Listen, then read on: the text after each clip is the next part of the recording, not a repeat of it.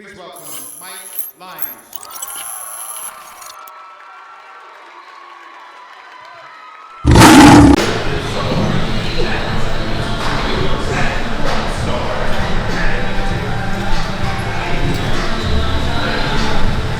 I'm going to show you my technique on a reverse pec deck.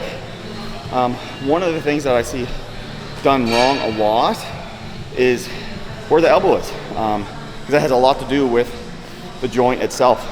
So what I do is I like to put my bum back, or even just stand up, But what I'm doing is I'm leaning in to here,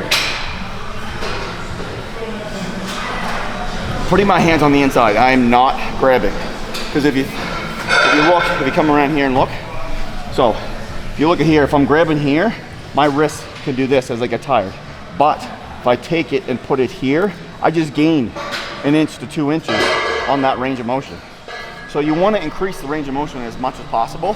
And I find that people that grab it here, they're lessening the range to not putting more of the emphasis on the muscle itself. So where you're coming up like this, a lot of people, again, their elbows will drop, which takes it away, and you'll start using your back. So what you gotta do is you gotta rotate your elbows up parallel with the shoulder itself, and you're coming back. Another thing that I thought about mid-set is range. So a lot of people, when they're doing rear delt, they come beyond parallel. So if you look at my back, as soon as I go beyond parallel, my rear delt's engaged, and all of a sudden, now it's back. So your traps in your superior and inferior are gonna kick in as soon as you go beyond that point. So you wanna limit the motion. I always tell people, imagine there's a line right through the shoulder girdle. There's a pull that goes from elbow to elbow, and you stop right here. Don't go beyond that point, because going beyond that point is gonna kick in the traps in the mid back, and then you're not getting the most out of the exercise. So, and I'll show you another little tip on the next set is if you're not really thinking that you're hitting the right spot, literally go back, hold it in that right spot for a count of 5.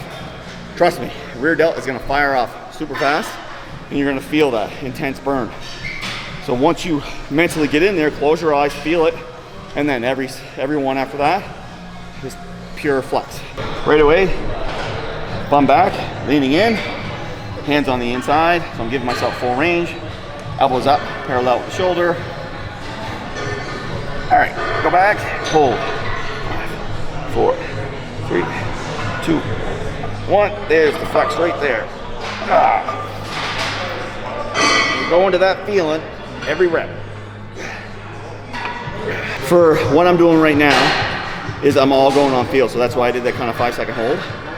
So I'm trying to relax all the muscles that I'm not using. Yes, they're not relaxed, they are tensed a little bit. But I'm trying to put the emphasis on the muscle I'm trying to achieve. So I'm in that set, you can see that I'm mentally getting my own little world, and I'm going for that feeling. So I feel a full stretch and I feel the full squeeze, and it's only in the rear delt. And then when I get up and I'm using the bands, kind of finish it off, kind of like a little drop set. Same thing, up, and I'm driving my elbows back until I feel the same squeeze that I was feeling on this. So, a big one is feeling, having that mind-muscle connection, and that honestly comes after years of training. Some people are really good and they're able to achieve it really quickly.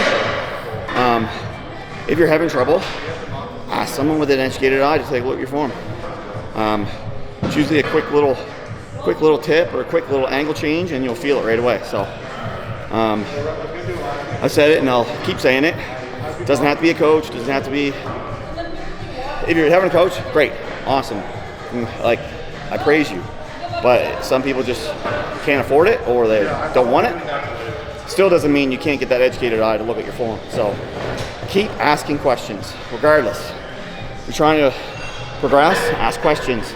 Ask someone to take a look at your form. I still do.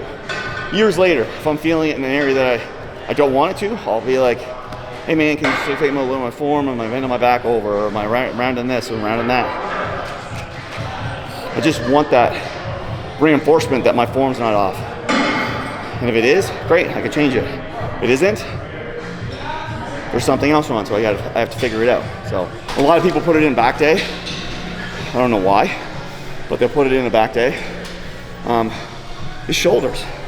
So in my mind, you can hit it in a back day if you're looking to just get an extra pump in it, kind of thing. Kind of like hitting it twice in a week. But you need to hit it and isolate it. It's the same as any muscle. You need to put an emphasis on that spot of the shoulder. And it's such a small muscle, like literally it's the size of your closed fist, even smaller. So if you're not hitting it right on the button, you're missing out.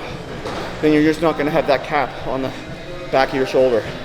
You're gonna have this big front delt, your shoulders are gonna be all rounded forward, and you're not gonna have that round in the back. So, it